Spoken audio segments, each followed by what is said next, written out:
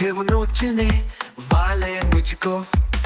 मैंने इजहार मोहब्बत ही किया था, लेकिन आपने कर दिया पुलिस के हवाले मुझको। मैं मुसीबत तो नहीं हूँ कि तू तले मुझको, मैं मजाक के सोफे पे बिठा ले मुझको। अपनी हरकत के सबब हो गया बदनाम इतना, अब तो जीजा भी नहीं कहते साले मुझको, अब तो जीजा भी नहीं कहते साले मुझको।